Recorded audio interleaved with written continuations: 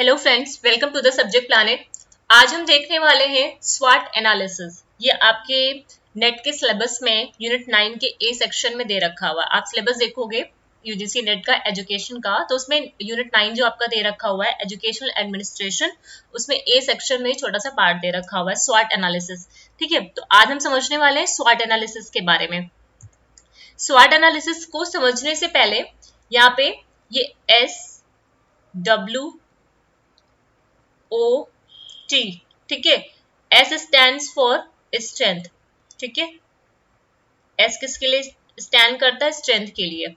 V is for weakness, clear है। And O is for opportunity and T threat.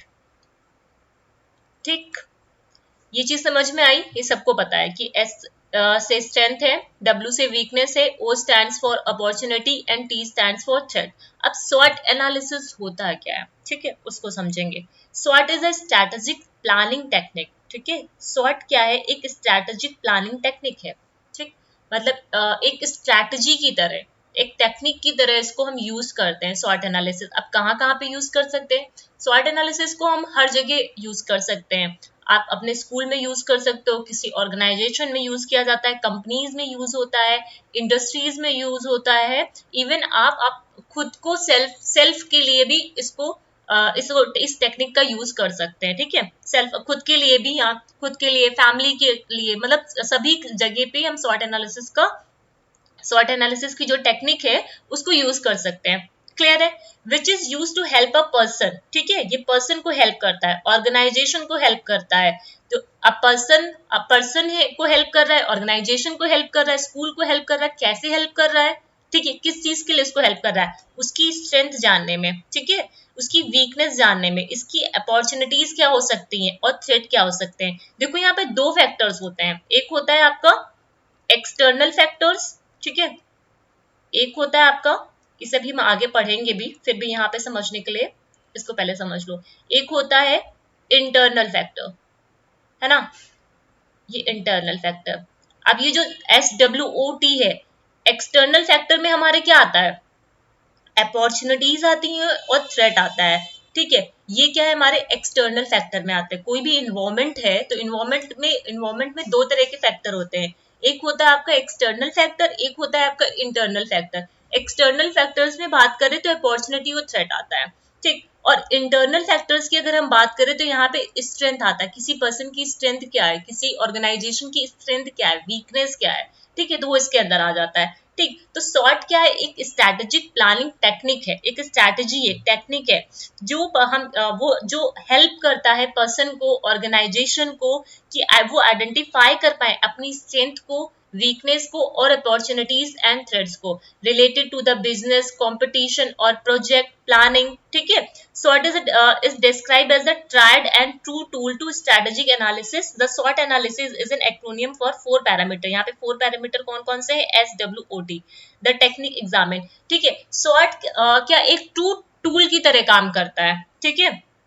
किसी भी company को या किसी भी एजुकेशनल इंस्टीट्यूशन को अपनी स्ट्रेंथ, वीकनेस और अपॉर्चुनिटी और थ्रेट्स क्या हो सकते हैं, इंटरनल और एक्सटर्नल फैक्टर कैसे इफेक्ट कर रहे हैं, उसको मेजर करने के लिए, उसको मतलब देखने के, एनालिसिस करने के लिए, ठीक है। ये एक ट्रू टूल की तरह काम करता है, ठीक। तो सॉर्ट एनालिसिस क्या होता है? एक ये प्लानिंग है, प्लानिंग टेक्निक है, ठीक है, जो यूज की जाती है। किसी पर्सन के लिए भी यूज की जा सकती है, खुद के लिए यूज कर सकते हैं, ऑर्गेनाइजेशन के लिए यूज कर सकते हैं। अब वो ऑर्गेनाइजेशन और पर्सन इस एनालिसिस को यूज करके क्या एनालिसिस करेगा? अपनी स्ट्रेंथ एनालिसिस कर सकता है, वीकनेस क्या है, अपॉर्चुनिटीज क्या है, क्या थ्रेट हो सकते हैं, ठीक। It is a tool that is used to examine a company competitiveness and plan strategically for the betterment of the company। मतलब क्या है कि एक जैसे हम SWOT एनालिसिस का यूज क्या किस लिए यूज करेंगे?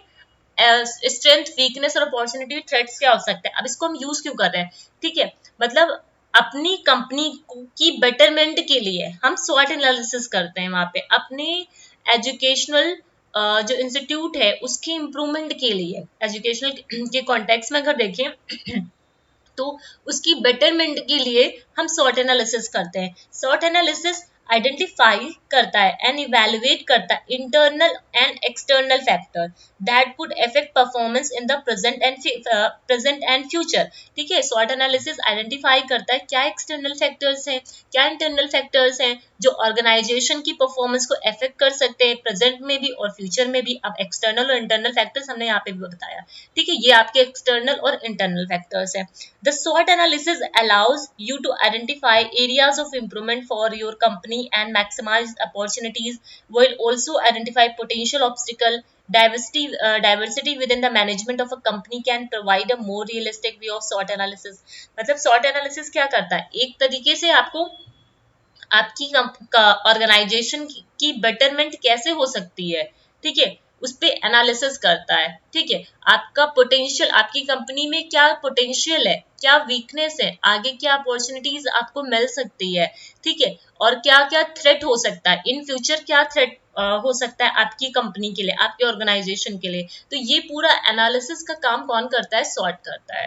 ठीक है, यहाँ पे दो तरीके के फैक्टर्स हैं। ठीक है, जैसे हमने अभी बात की इंटरनल फैक्टर्स और एक्सटर्नल फैक्टर। इंटरनल फैक्टर में स्ट्रेंथ और वीकनेस आ जाती है। ठीक है, और एक्सटर्नल में अपॉर्चुनिटी एंड थ्रेट आता है। Are the internal factors to determine strength are the peak point, ठीक है, which make the company stand out. कोई भी अगर कंपनी की स्ट्रेंथ है, अगर कंपनी को पता चल जाए, ऑर्गेनाइजेशन है उसको पता चल जाए कि हमारी ये स्ट्रेंथ है और उस पर वो अच्छे से और काम कर ले, ठीक है, तो क्या होगा, उसकी कंपनी में वो बहुत अच्छी हो जाएगी। ठीक है, वो अपनी उसकी कंपनी पहले से ज्यादा बेटर हो जाएगी अगर उसको पता होगा कौन सा फैक्टर हमारा स्ट्रांग है, कौन सा फैक्टर हमारा वीक है। ठीक है, और एक्सटर्नल फैक्टर्स में क्या, अपॉर्चुनिटी और थ्रेट, ये एक्सटर्नल फैक्टर है जो अफेक्ट करते हैं प्रॉस्पेरिटी को। Opportunities are the advantages that a company can gain from external. Opportunity एक तरीके से कंपनी के लिए एडवांटेजेस होती है। ठीक है, कंपनी को अगर पता है ये अपॉर्चुनिटी से हमें फायदा होगा, ठीक है, तो क्या करेगा, कंपनी की इम्प्रूव, कंपनी के लिए बेटरमेंट पे काम करेगा, बेटर होगा। ठीक, और जो थ्रेट होते हैं वो क्या होते हैं, अनफेवरेबल कंडीशन होती हैं जो कंपनी को हार्म भी कर सकती हैं। ठीक है बात, ये इतनी बातें समझ में आई। ठीक, आगे चलते, कंपोनेंट्स वही, स्ट्रेंथ हो गया आपका, वीकनेस हो गया, अपॉर्चुनिटी हो गई और थ्रेट हो गई। ठीक है, strength describe what an organization excel at the, what separates it from the competition. एक देखो, स्ट्रेंथ को ले सकते हो, जैसे दो ब्रांड है, ठीक है, दो ब्रांड है। अब ये दोनों ब्रांड में हम कैसे कह सकते हैं कि ये जो ए वाला ब्रांड है वो ज्यादा अच्छा है, बी वाला ब्रांड है वो ज्यादा कम अच्छा है। ठीक है, तो यहाँ पे क्या होता है कि strong brand, loyal customer base देखा जाता है, स्ट्रॉन्ग बैलेंस शीट कंपनी की देखी जाती है, यूनिक टेक्नोलॉजी एक्सेट्रा, ये सारी चीजें हमारी स्ट्रेंथ होती हैं। ठीक है, for example, a hedge fund may have developed a proprietary trading strategy that return market beating results. It must then decide how to use those results to attract new investor.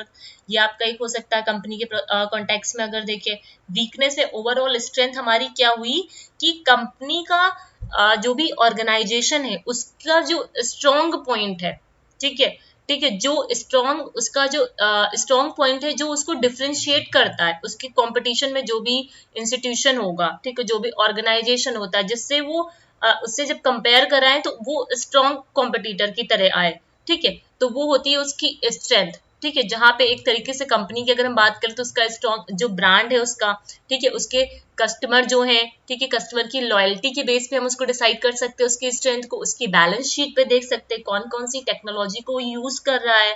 ठीक है, तो overall ये क्या है, strength है। जैसे हम institution की बात करें, जब हम इंस्टीट्यूशन में बात करते हैं तो हम देख सकते हैं कि जो भी इंस्टीट्यूशन है, ठीक है, कौन सा इंस्टीट्यूशन न्यू टेक्नोलॉजी को यूज कर रहा है, ठीक है, कौन से इंस्टीट्यूशन में जो टीचर्स हैं वो मतलब प्रोफेशनली ट्रेंड है।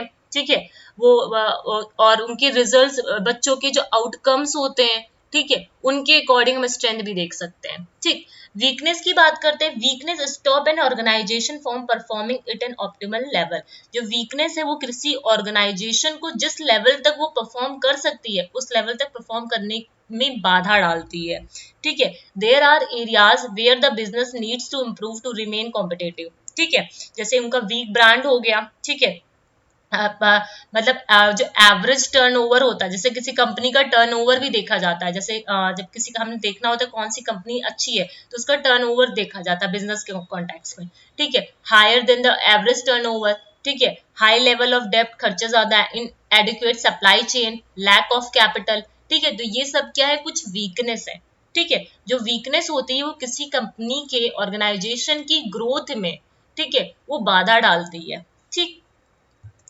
अब बात करते हैं अपॉर्चुनिटी। अपॉर्चुनिटी क्या है, ये एडवांटेज है किसी भी कंपनी के लिए, ये फेवरेबल कंडीशन है, ये हमारी क्या है, फेवरेबल कंडीशन है, ये क्या आ जाएंगी, किसी भी ऑर्गेनाइजेशन के लिए, कंपनी के लिए ये क्या फेवरेबल कंडीशन है, और ये क्या है, अनफेवरेबल कंडीशन है, ये क्या है हमारी अनफेवरेबल कंडीशन है, ठीक है बात। Opportunity refers to favourable external factor, ठीक है, जो कंपनी के लिए एडवांटेज की तरह काम करेगा, ठीक है। Threat refers to the factor that है potential to harm, and threat क्या करेगा, उस ऑर्गेनाइजेशन को मतलब हार्म वाला मतलब ये एक तरीके से थ्रेट जो वो फैक्टर है ना, कुछ अनफेवरेबल कंडीशन है जो हम नहीं चाहते, ठीक है, वो होती हैं जो कंपनी को हार्म करती हैं, ठीक है।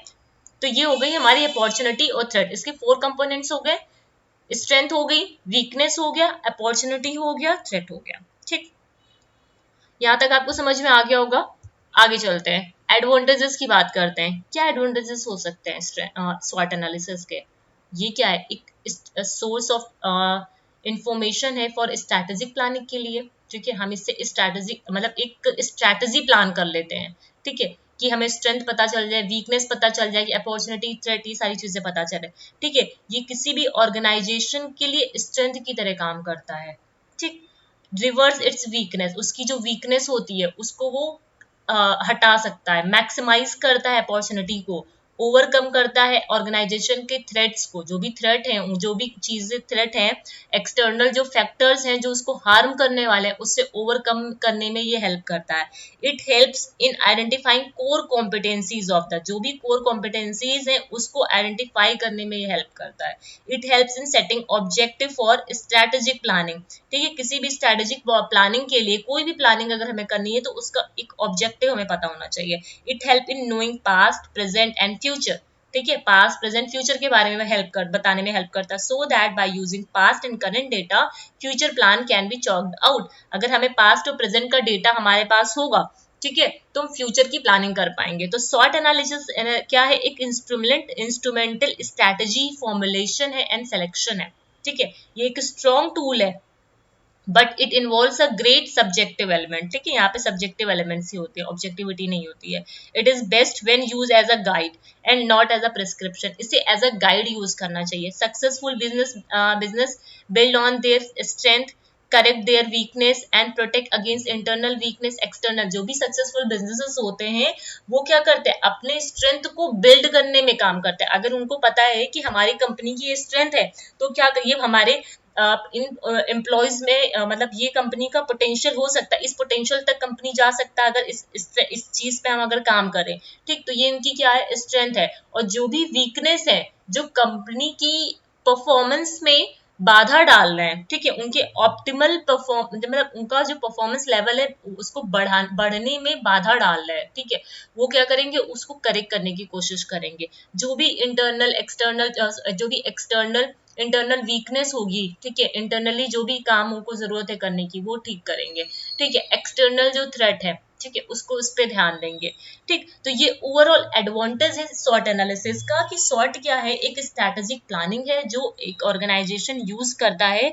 अपनी परफॉर्मेंस को, अपनी कंपनी की बेटरमेंट के लिए, ठीक है। सॉट एक स्ट्रेंथ की तरह काम करता है, वीकनेस को रिवर्स करता है, अपॉर्चुनिटीज को मैक्सिमाइज करने की कोशिश करता है, जो भी थ्रेट है उसको ओवरकम करता है, ये आइडेंटिफाई करता है कि कंपनी को हेल्प करता है कि in identifying the core competencies of the, क्या कोर कॉम्पिटेंसीज है फर्म की, और अब जो भी ऑब्जेक्टिव है, एक कंपनी है, कोई भी कंपनी है, ऑर्गेनाइजेशन है, उसका एक पर्टिकुलर ऑब्जेक्टिव होता है, तो उसके लिए कैसी प्लानिंग करनी चाहिए, इस एक स्ट्रैटेजी तैयार करता है। जो भी पास्ट और फ्यूचर है, ठीक है, उनकी जो डेटा होता है उसको कलेक्ट करके, पास्ट और प्रेजेंट है उनके डेटा को कलेक्ट करके फ्यूचर की प्लानिंग करता है, ठीक है। तो ये हो गया हमारा एडवांटेजेस ऑफ सॉट एनालिसिस। ठीक जी, यहाँ तक समझ में आ गया ना? आगे चलते हैं। लिमिटेशंस, अब इसकी कुछ एडवांटेजेस हैं तो लिमिटेशन भी है, ठीक है। There are certain limitation of SWOT analysis which are not in control of management, ठीक है। बहुत सारी इसकी लिमिटेशंस भी हैं जो मैनेजमेंट के कंट्रोल में नहीं होती है, ठीक है। ये स्ट्रैटेजी की तरह काम करता है। इसलिए प्राइस इंक्रीजेस, ठीक है। इनपुट रॉ मटेरियल जो यूज करे, गवर्नमेंट लेजिस्लेशन हो गया, इकोनॉमिक इन्वायरमेंट हो गया, searching a new market for the product is which is not having overseas market due to import restriction etcetera. ये सारी कुछ लिमिटेशंस हैं जो सॉर्ट एनालिसिस, सिर्फ एडवांटेजेस ही नहीं है सॉर्ट को यूज करने के, उसकी लिमिटेशंस भी हैं, ठीक। तो ये आज हमने ओवरऑल पढ़ लिया है कि सॉर्ट एनालिसिस क्या होता है। ये सॉर्ट एनालिसिस क्या है, strength, weakness, opportunity and threat, ये छोटा सा पार्ट है आपकी यूनिट 9 का। तो आज सिर्फ इतना ही, नेक्स्ट वीडियो में फिर मिलते हैं, ठीक है। Thank you.